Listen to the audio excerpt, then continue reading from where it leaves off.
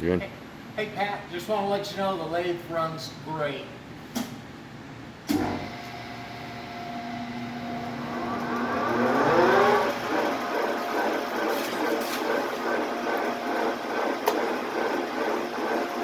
got the longitudinal traverses working. You have to adjust the clutch here on the cross slide. That's the only thing that I found that's a little bit iffy right now.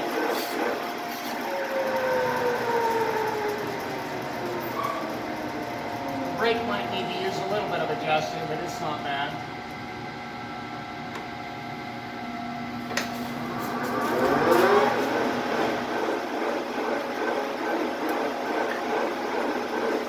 Cross slide works great.